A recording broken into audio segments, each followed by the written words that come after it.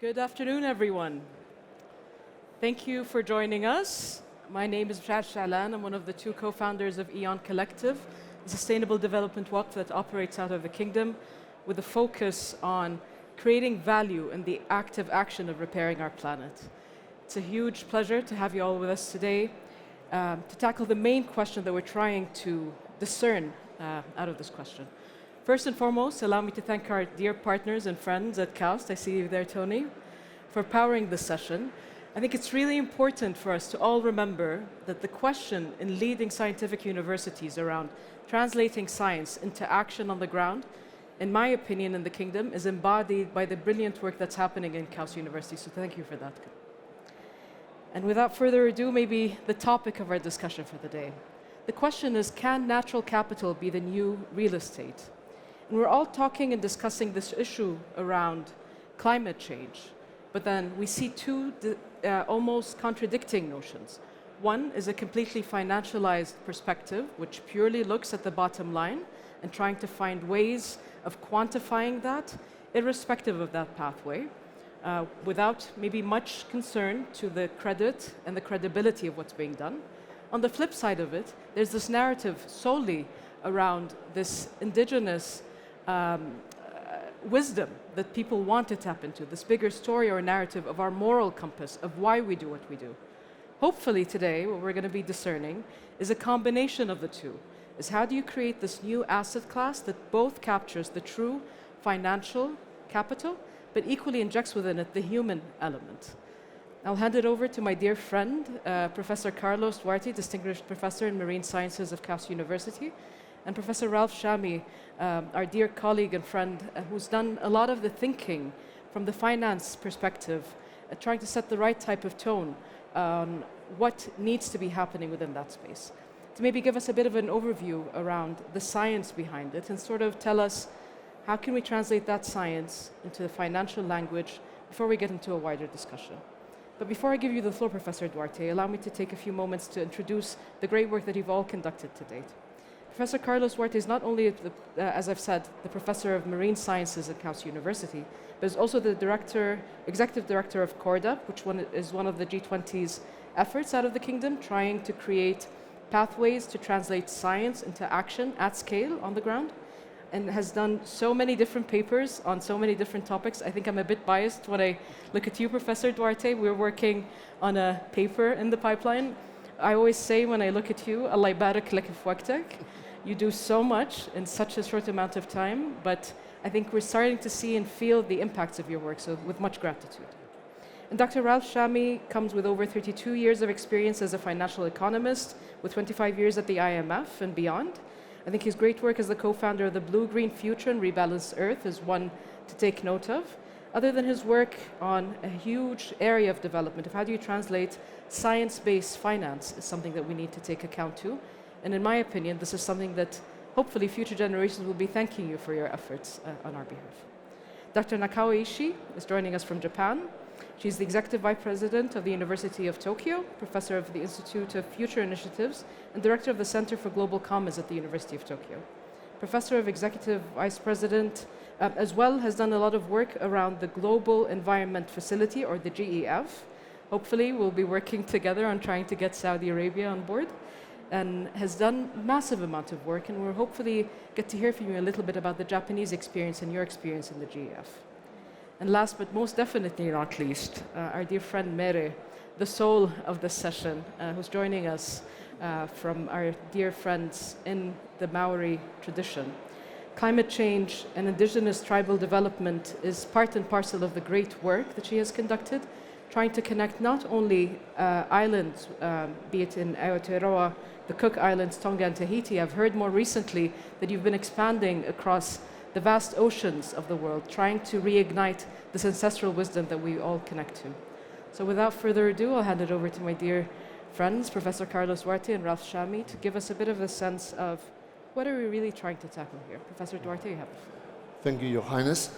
So I would like to start by first congratulating King Abdullah University of Science and Technology for bringing us together here to talk about natural capital, because we're really talking about a new asset class So my initial slide departs from the title because there is no question mark, right?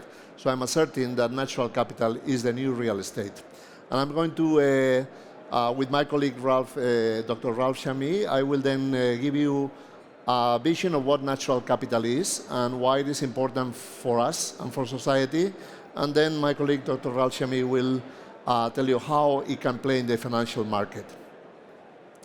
So in economic terms, the natural capital refers to the abundance of life. So that will be species, habitats, or ecosystems that perform the functions upon which our well-being depends. So here you can see some whales. This is actually a book that we published last year called Blue Natural Capital. And Alexandre Cousteau wrote the foreword, and Dr. Ralph Chamy also wrote a section on the finances of the natural capital. And it's blue because I'm a marine scientist, so I'm going to be biased and talk about oceans. But we are not really talking only about whales. We're talking about, for instance, bees. So bees are in global decline, but they're natural capital, those little insects, because 70% of the food supply to humans depend on bees doing their job, which is to pollinate crops. And the loss of bees is then a challenge to food security in the world. So bees are essential natural capital, but we can go from bees to whales. We have lost, unfortunately, 2/3 of the global natural capital since 1970. This is a compounded metric of the performance of about 31,000 populations of different species that are significant for humans. And we can see that between 1970 and 2018, we have lost 69% of the abundance of these populations. Our natural capital is severely depleted, and we feel the impact. We feel the impact in water security, we feel the impact in climate change, and we feel the impact also in food security. So the consequences of the loss of natural capital is climate change. So when we talk about climate change, we usually then go into thinking about fossil fuels, but in fact 38% of cumulative emissions of greenhouse gases are actually due to changing and loss of ecosystems. We also have a problem with reduced pollination services. I already referred to the important role of bees. Food insecurity, water insecurity, because these habitats are also buffering the water cycle, and if you lose the vegetation cover, then water resources are not well managed and not buffered. We also can experience loss of resilience to natural disasters if we lose natural capital, and also a higher risk of being impacted by epidemics. For instance, there's been a lot of discussion as to the SARS-CoV-19 epidemic, that SARS-CoV-2, the COVID-19 epidemic, being actually due to the transmission of the viruses from wildlife to humans, also due to habitat loss for animals. We also have increased inflation and disaster cost to society. So there's a lot of awareness on how climate change impacts society, but not so much on how loss of nature impacts the economic systems and creates inflation. In fact, Dr. Ralph Chamy and I spent a whole day invited to the European Central Bank to discuss with the bank researchers and also the leadership the link between biodiversity and inflation. And finally, it actually undermines sustainability, because sustainability is nothing else than the capacity of one human generation to meet the requirements for resources without compromising the access to resources of future generations. And as we've seen, we've lost 2/3 of natural capital during my lifespan. So I cannot look at the eyes of my daughter and my grandson and tell them that we've been sustainable. We're actually handing them a crippled planet, and our mandate, our obligation is to repair and restore and regenerate natural capital. So how natural capital contributes to addressing climate change. This slide is a framework that my colleague Bill McDonough and I developed and shared during the G20 presidency of the Kingdom of Saudi Arabia, and is the framework that the Kingdom shared with the G20 partners on how to manage climate change. So this is the circular carbon economy, and then we have the technosphere and we have the biosphere, and we can manage carbon in both the sphere of man-made objects or the sphere of nature. So we need to reduce emissions of greenhouse gases through energy efficiency and also a transition to renewable energy. We need to reuse gases that might be released and trap them into other processes. We can also remove from the atmosphere using technology. For instance, we are working with concrete that is a different formulation of concrete that can absorb large amounts of carbon dioxide from the atmosphere and lock it into the technosphere, which is buildings. But then we can also remove carbon dioxide that is already present in the atmosphere through biology. And this is called nature-based solutions, and it is a strategy to decarbonize the atmosphere, to remove excess carbon dioxide that is already in the atmosphere, to recarbonize the biosphere, right? So this increases the mass of living carbon, and what nature-based solutions do is not only addressing climate change, but also helping rebuild natural capital. The outcome of nature-based solutions is not carbon locked into a geological reservoir, is more nature, more organisms, more ecosystem, more abundance. So the actions that lead to rebuilding natural capital are first to avoid further losses, and we need to mitigate the pressures that lead to losses, protect species and protect spaces, and the world is now committed to protecting 30% of land and ocean. But we also need to engage in active restoration of degraded habitats, and now the Kunming-Montreal Global Biodiversity Framework mandates that we are to restore 30% of degraded habitats globally by 2030, which is a huge challenge and requires significant investments. And we also need to actively introduce the inhabitants, because when we restore a home, if that home is not inhabited, it will slowly degrade and deteriorate, so that real estate loses value.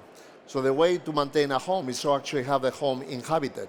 So in the same way, if we restore a habitat, but we do not introduce the inhabitants, that ecosystem always needs the human intervention to keep it functional. So it's only when we introduce the bees, the whales, the elephants, the inhabitants of the ecosystem, that ecosystem is fully autonomous and self-sufficient.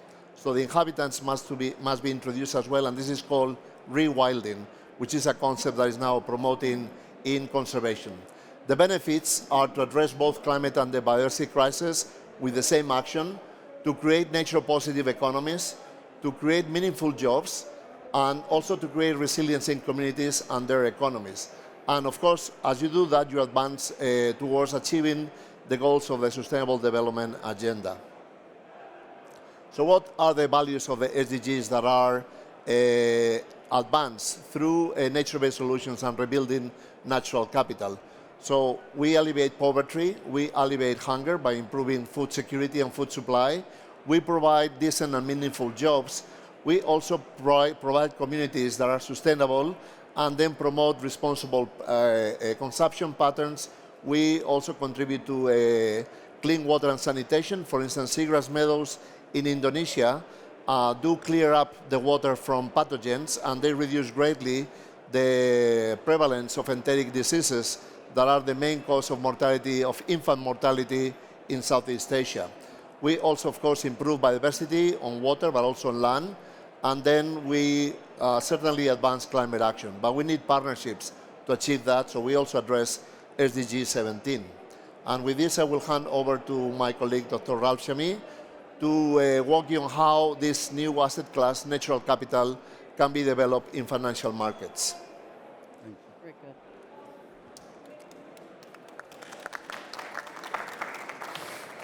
Thank you, Your Highness, for the introduction. Thank you all for coming. So my job is to discuss how we bring funding into nature. Should it be philanthropic? Should it be government? Or should it be through the private sector? So I'm going to talk about how to invest in nature. Is nature an investable proposition? What Carlos just showed you is how valuable is nature to fighting climate change. Okay? So already the science is telling us that nature is valuable. Valuable not only in capturing carbon, but also in providing a whole host of ecosystem services.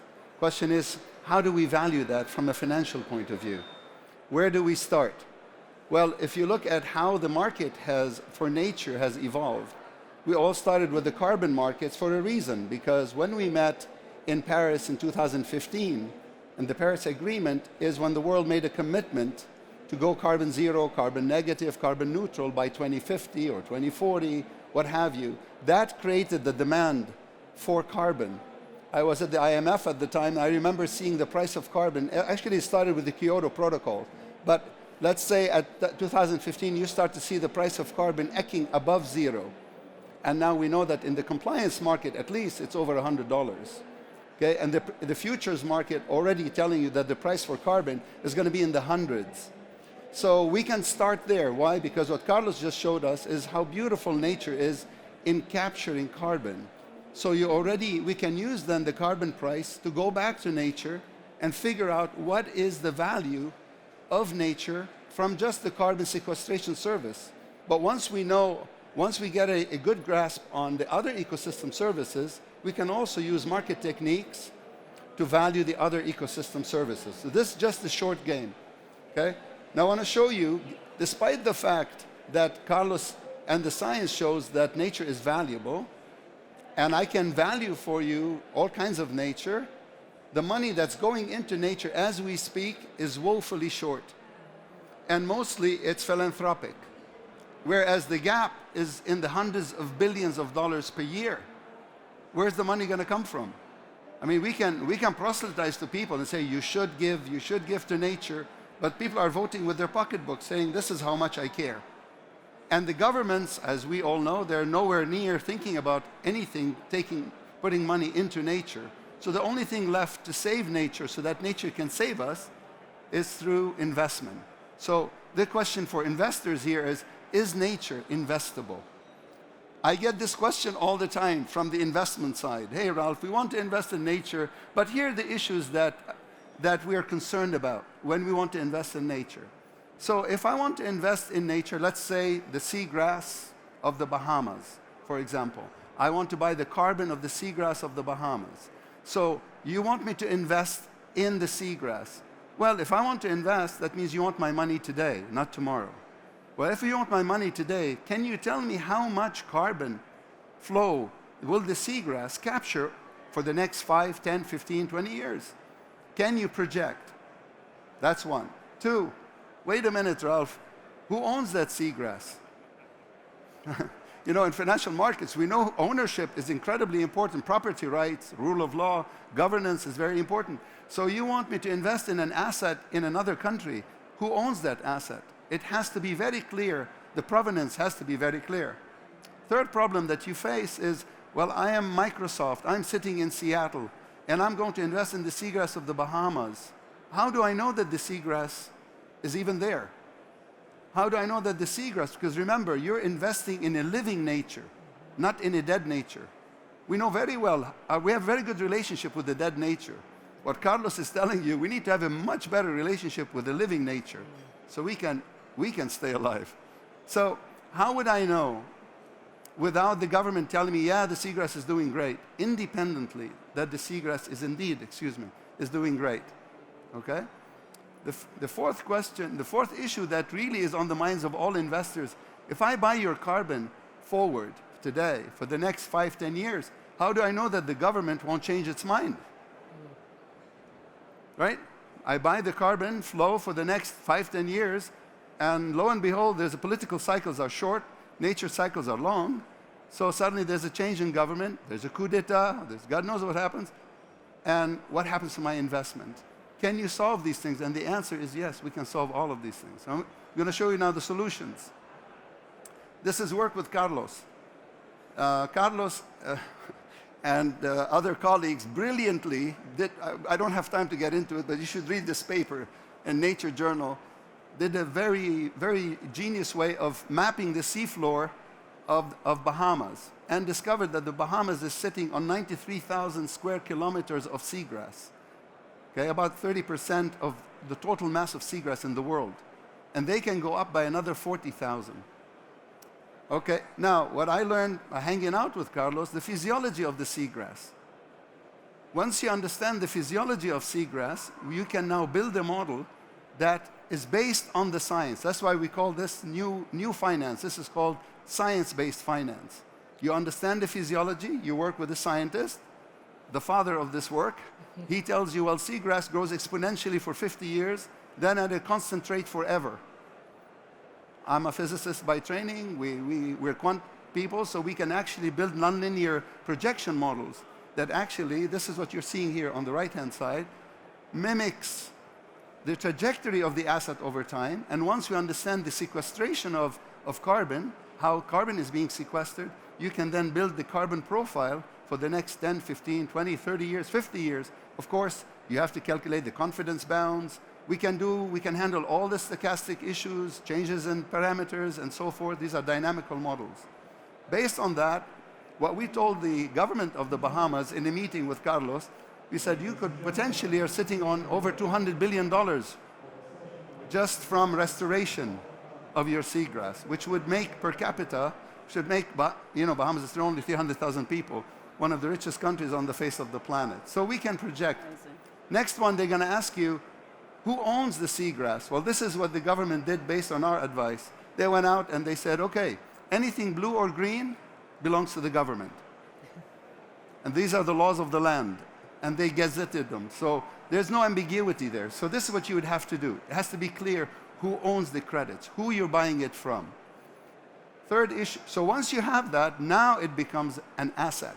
People always tell me, this is capital. I say, no, no, no. This is something that has value. For it to be capital, you have to codify it in the law. Once you codify it in the law, it enters the balance sheet, changes your net worth, changes your debt dynamics, changes your whole economy. So now you have a new class of asset, which is now a new real estate. Third thing is, how do we deal with the informational problem? Really, the market is this. On the left-hand side, let's say you have Microsoft, for the sake of the argument, and they want to buy the carbon of the seagrass of the Bahamas. So they're paying money. The underlying asset could be flora, could be fauna. Could be seagrass, mangroves, salt marshes, trees, could be whales, could be elephants. They all sequester carbon. But you're not buying the asset. You're buying the services of the asset. The ownership of the asset is retained by the community or the country. And the money is supposed to go to the recipients. It should go to look after the asset in perpetuity, should go to look after the communities in perpetuity, because after all, if you don't look after the asset and the communities, you do not have an asset. So what Microsoft wants to make sure is who's looking after the asset. So now we have sensors, we have satellites, we have all kinds of technologies that independently could tell, if I'm sitting in Seattle, I have a dashboard, and it's coming into my dashboard, it's telling me what's happening to my asset in real time. We could also, so we have the technology. If we have time, I would have gone into it more detail. And everything goes on a blockchain. So when you develop the project from its inception, you have to document every single thing that you are doing. So the investor could come at any point in time and say, who owns it? What was done? You don't wait till the end. You don't build it and they will come. You have to build it with the investors in mind so that they can come at any time and double check that everything is on the up and up. Therefore, there are no surprises. Everything is transparent. Okay. So when Microsoft buys the carbon of the seagrass, they don't only get the carbon, because when you invest in seagrass, you're investing also in fish stocks, because when you have healthy seagrass, you have healthy fish stocks. When you have healthy seagrass, as I learned from Carlos, you have healthy sea turtles. And when you have healthy sea turtles, you have healthy tiger sharks. So now you're buying biodiversity credits. It's not only carbon credits. And when you create resilience in nature, you create resilience in the people. You stabilize people on their land. So now whoever is investing in nature is beyond carbon. It's beyond ESG. You're now touching SDGs. All of this comes in from the investment in nature, if you follow this methodology. The last issue that afflicts the market is, wait a minute, what if the government changes hands? New prime minister, doesn't care about nature, puts a marina where the seagrass used to be, and my money is gone. The answer is, what we do, and this is the advice we gave, is that the asset belongs to the government, so the value goes on the balance sheet, which is the stock concept, but the asset itself, the flow of the asset goes into it's sort of like a sovereign wealth fund, a nature wealth fund, whose governance does not sit in the country. The governance of that fund sits outside. The government will have representation on it, but the governance of the flow of the funds from the nature wealth fund is governed by a board that is outside, that is immune to any political pressures that are from within the government. So government goes, government comes, that asset is there, is always looked after in perpetuity. And once you have that, you have what I call the win-win-win, because everybody is a winner. If you're the government and you're selling the carbon, you're going to get an acyclical revenue. By the way, it's acyclical, because nature cycle is a long cycle. So it's not a business cycle. So your revenue is not going to be cyclical. So it diversifies your economy, okay? And if you are on the buying side of it, you're offsetting your carbon. You don't have to offset your carbon. You're an investor. You know where the future's price is. I can hold on to it and I can sell it at a higher price. But what happens is Bahamas will benefit from it because it reprices the stock of carbon that they have at the higher price. And of course, you're going to meet and beat your ESG, and you're going to target, you get at least 1, 3, 8, 10, 13, 14, 15, actually it goes all the way to 17 in SDGs. And one of the biggest beneficiaries of this is nature itself, because this is, you are investing in a living and thriving nature. So nature wins. And the people that look after nature, such as indigenous people and local communities whose lives are intertwined with nature, also gets the benefit. So in this world, no one is a loser. Everybody is a winner. Thank you. Thank you very much.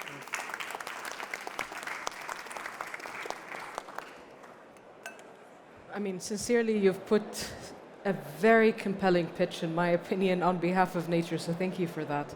But we're not seeing this maybe fully translate or mainstreamed across the board. Maybe my question is to you, Ishii-san, is that how are we seeing a lot of this effort in terms of qualifying, quantifying, basing on science of this natural capital asset class? How's that being integrated within the economic systems? And are we seeing this type of mainstream or wider acceptance? Can you give us a bit of an assessment of where we're at? Yeah, thank you so much for the question. And maybe I just want to reflect on my last 10 years, particularly during the time of the CEO of the GEF. GEF is a global environment facility.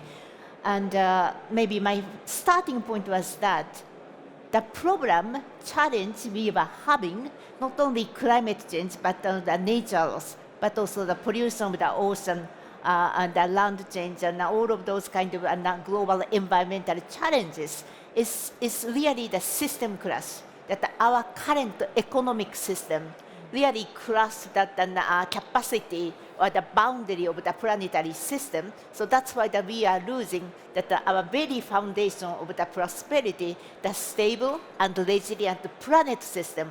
So the fundamental solution to this system crash is how we can really change our economic system, our current economic system, as already mentioned by 2 previous speakers, don't really appreciate, don't really value the nature in a monetary way. And that's why that we say that nature is great, it's important, but we continue to destroy the nature through our day-to-day economic decision. So that's my first point. The second point is that how we can really change either through investment or through the projects. When I was with the GEF, that we have maybe thousands of the projects all over the world, but those projects do really add up to the system change.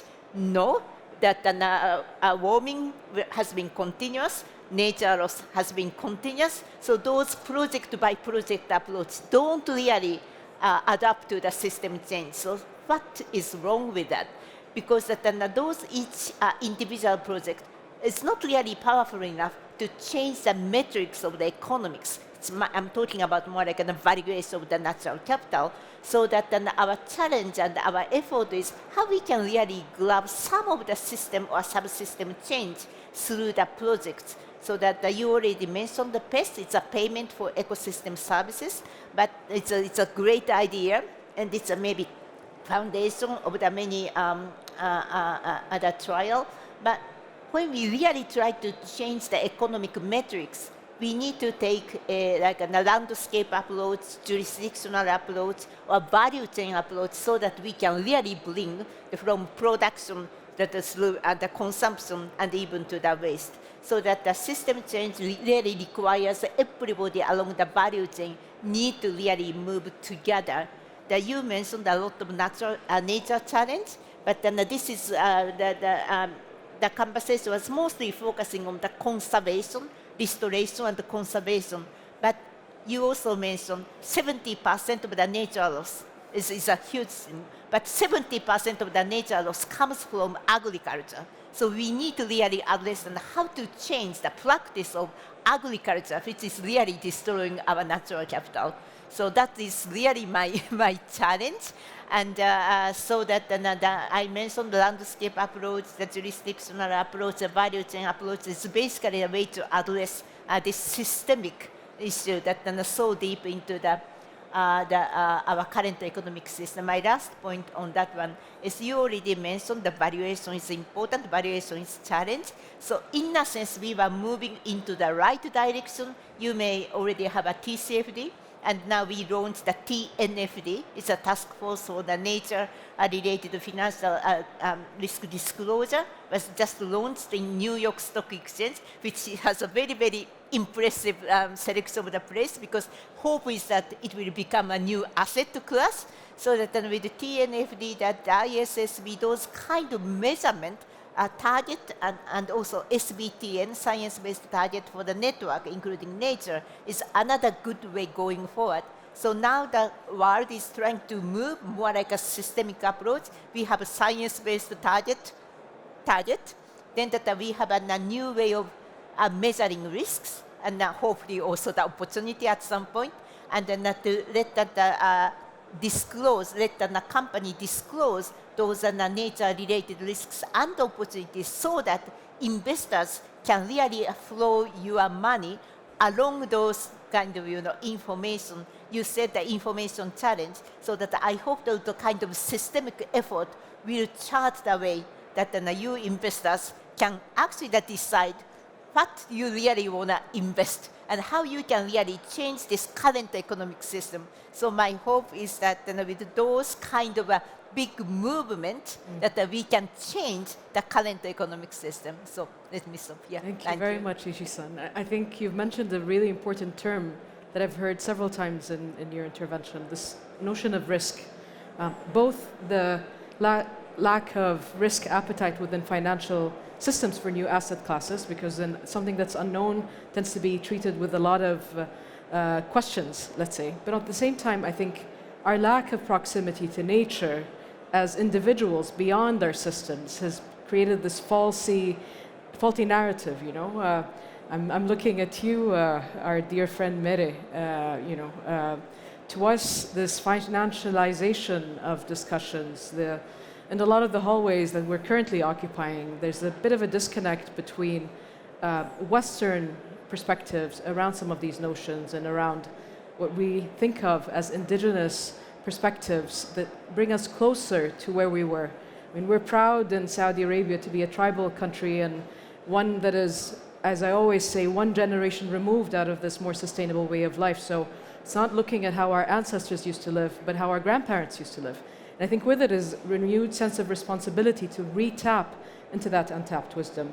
I mean, what can we learn from these values of indigenous cultures? You know very deeply for a lot of your work around the Maori culture, but it seems that over the past year or so you've expanded well beyond. Of how do we reconcile these values with these mainstream economic values? I te mea tuatahi tēnei te mihi ki a koutou. Ko Hikurangi te maunga ko Waiapu te awa ko Ngāti Porou te iwi. My sacred mountain is Hikurangi, my sacred river is Waiapu, my tribe is Ngāti Porou, and I am a descendant of Maui. So from my ancestors to yours, I acknowledge you all, and particularly to the indigenous people here, the Bedouin people, I acknowledge you. You know, we spoke to the same stars, Orion, Scorpius, Matariki or Pleiades, and like your ancestors, only on the oceans, not the desert, we would follow these stars thousands of miles across the oceans, which and we discovered new lands as a result. We're an ocean-based culture. A lot of our values derive from being an ocean-based culture. We follow the cycles of nature. So when people say, let's combat climate change, actually, for us, it's about moving with the cycles of nature, which have been disrupted. They've been disrupted by 200 years of industrial activities that, quite frankly, have left us in a big mess. So the new economic model, the new paradigm that we want to move toward as Indigenous people is back to the values of our ancestors. And what were they? They were the values of nature. Today, we value dead nature, as Dr. Ralph Chami talks about. We have always valued living nature. We are part of nature. Nature is an ancestor for us.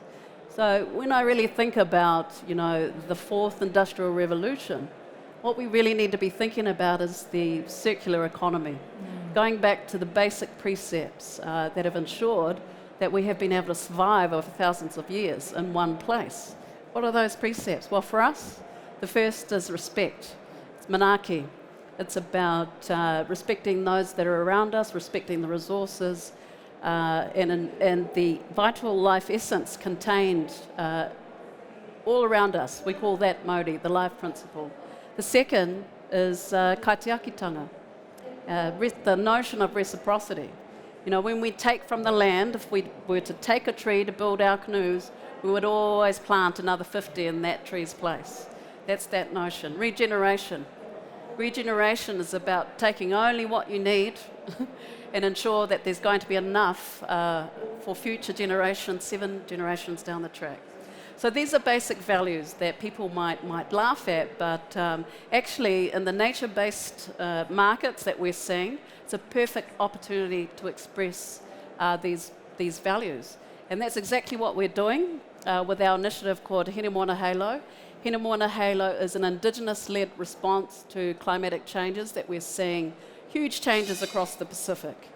We intend to build out a blue bond and a nature credit which will allow us to be able to finance the restoration, recovery of our ecosystems. It's that basic.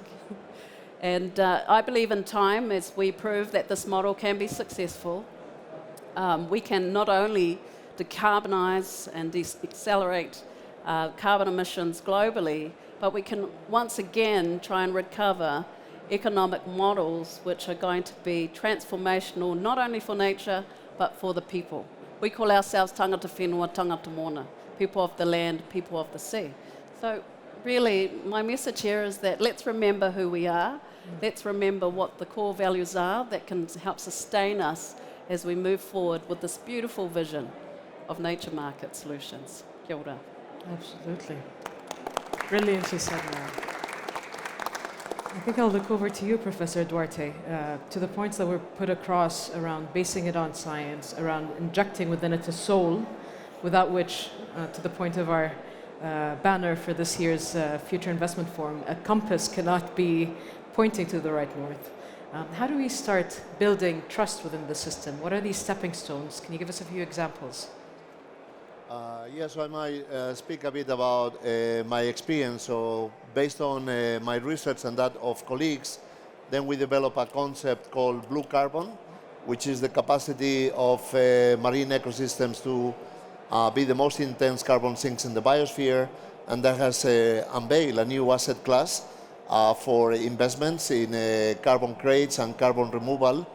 And I think that this is a very consequential development, not because of the impacts to climate change, but because on the ocean is the first time that we invest in the ocean, not to take from the ocean, not to extract, but actually to repair and conserve. And that's a fundamental game changer, because until now, in the Justinian Code, in all of the Western codes, the ocean belongs to nobody. So it was declared terra nullius, belongs to nobody, and that made the ocean prone to suffer the tragedy of the commons. So because it doesn't belong to anybody, nobody takes care of it. So I was inspired by seeing how my work led to this development of blue carbon, and seeing major investments in mangroves and seagrasses, which are now globally slowing down and reversing the lost trends and setting mangroves into a growing trend globally. But it shouldn't be about carbon. We shouldn't be looking at mangroves and seagrass and see just carbon. We should see many other benefits. And in fact, nature is macro-critical. That's what we realize. Nature is macro-critical to the economy. So if we have healthy nature, we have a long economic cycle of prosperity. And the difference between real estate and natural capital is that, for instance, I looked into the turnover of real estate in Manhattan, and the turnover of real estate in Manhattan is 130 years, which is similar to the turnover of forest. The difference is that to turn over the buildings in Manhattan, you have to build new buildings, whereas to turn over and rebuild nature, nature builds itself. So there's no building that builds itself, but nature reproduces. Nature grows on their own, it repairs itself, and it adapts to change. So this asset class is a lot more wonderful than real estate, and I think that we should all see the new light of a nature-positive economy that can be the task for the fourth industrial revolution and leave behind a planet that is full with abundant life rather than abandoned warehouses and factories. That is the legacy of the past industrial revolutions. Beautifully said, Professor Duarte. I think I'll look over to you, Ralph, to the notion that Professor Duarte put forth. I think we have a few investors here in the room, and maybe some that are coming from a governor's perspective. What lead do you want to leave them with? How can they participate? How can they play an active role within this bigger sphere? So, corporations, if you look at the macro environment which we find ourselves in, if you talk to sustainability officers at corporations, they're under tremendous pressure from consumers, from investors, potential employees, and the regulators that are coming. And the regulation, we call it actually, it has a terminology, it's called transition risk. The regulation is coming so fast, asking companies, what is your footprint? What is not only your carbon, it's beyond carbon. What are you doing as a citizen of this world? After all, you know, we've endowed personhood on a corporation. So you can hold the corporation liable. So the corporations are being asked, where do you fit in this new world that we want to be in? So corporations are trying to basically figure out what to do. But it's like me walking into a tailor shop and saying, I want a new suit. And the tailor said, oh, what kind of material do you like? I don't know. Okay, you want two buttons, 3 buttons, double-breasted? I don't know, I just want to look good. So at this point, what's happening is I find myself on both sides of the market. I talk to investors saying, this is the narrative that you need to actually not wait for the regulation to come, to be ahead of the regulation. Because that's where the benefit comes in, is to be ahead of the regulation by saying, my corporation, my institution, is a good citizen of the future world that we want to be in. But what I showed you here is what are the concerns. Everybody's waiting for everybody else. When I talk to investors, they're like, oh, who's done this? They want someone to go first. And I said, look, how is it that you invested in CDO and CDO squared? I was in the markets. And you never met a CDO in your life. I mean, who has met a stock in their life? Have you ever met a bond? Have you ever shaken hand with a stock? Yet you invest in it because it exists in the legal world. But nature is in front of you. You can smell it, you can touch it, you can feel it. And people tell me, is this for real? I'm like, so the real is not real and the unreal is real. How far are we from the world of the indigenous people? This is from the investment side. Nature, as Carlos rightly puts it, is the new real estate. It is coming. I talk to regulators, it is coming, and it's coming at a very fast speed. You, as an investor, you want to be ahead of the curve. You do not want to wait till the regulation descends on you, and then you're like, oh my God, what are we going to do? That's one.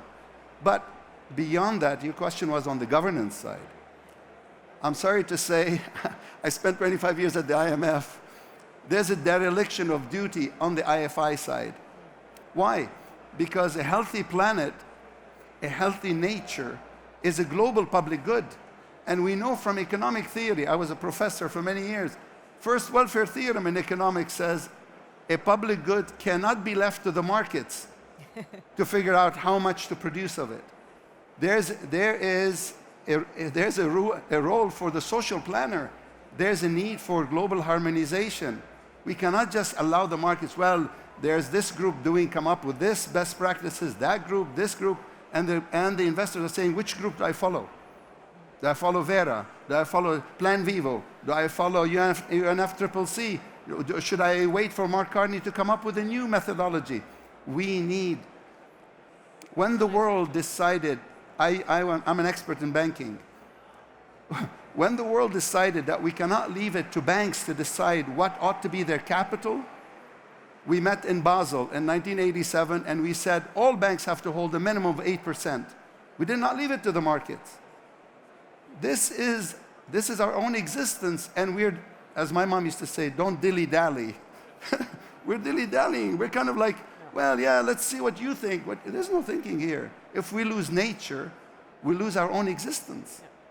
That's how critical. This is not a matter of opinion. This is not a political game. We can play games with each other, but you cannot play games with nature. So there is a role at the macro level among the IFIs for the harmonization. What ought to be the level of capital? What ought to be the price? I mean, we'll look at the price of carbon. If you buy carbon from Kenya, this gentleman here is selling carbon. He has, okay, you know, but he has Vera verified carbon, and he gets $10. I'm not going to name the company. A very famous company purchased carbon from a carbon capture machine. You know how much they paid for the ton of carbon? $1,200. So you buy $1,200 from a machine, but when nature comes and says, help me out, you say, I'm only going to give you $10. Why? Why are we doing this? I mean, are we going to face the facts, or are we just going to look the other way? We should not be witnesses to a crime. We cannot afford it. We need global decisions on what ought to be the price. What is the floor? This is how we converge on saving nature and saving our own existence. Yeah. Thank you so much, Ralph. Maybe I'll wrap up with a final question to both of you, Ishi and Mere. I think what would be really interesting to do right now is to humanize a lot of these discussions, both from the perspective of a culture like that of Japan that has been guided by this close proximity, even in religion, to nature and being guided by it. Do we still see that maybe happening today, or is there equally a bit of disconnect on that front? And the flip side of that coin to you, Mere, is that how do we ensure that while we're doing this, that there's no supposition of what tribal people and what the Aborigines are embodying, let's say, in terms of that future? Is there a fear of putting a dollar sign around this, of discrediting the true value of that nature? Well, there's always going to be fear when new things are said. But really, if you look at it, nature's already commodified. So the thinking behind that is actually fundamentally flawed to begin with. For us, it's about, we've got very little time to prepare for climate change. We are establishing New Zealand and the Pacific's first Indigenous-led blue nature market. It's the first of its kind. It'll expand from New Zealand all the way up the Polynesian Triangle. And the benefit of this is that through the restoration of blue habitats and also our mammals, which is the goal, we will actually decelerate carbon emissions. It's going to cost $100 million. We've done the costings on it, but the benefits for the globe will be huge. Why? Because the Pacific Ocean is a great regulator of the Earth's climate. So an investment with us is a 100-year plus investment. We're a $70 billion Indigenous economy, one of the strongest in the world. But we need to anchor this and get it right for Indigenous people, which is why this is 100% owned by Indigenous people, 100% led by Indigenous people, and 100% profit share with Indigenous people. It'll be the first of its kind. So if Saudi Arabia is looking for a model to test what this could look like for your tribal communities, we're a great place to do just that. Yoda, thank you. Ishi-san. So I'm very happy that Carlos and that Ralph mentioned the global public goods and also tragedy of commons. You may notice my center, which I inaugurated at the University of Tokyo, named the Center for Global Commons. Why? I recognize the challenge we are facing is tragedy of global commons.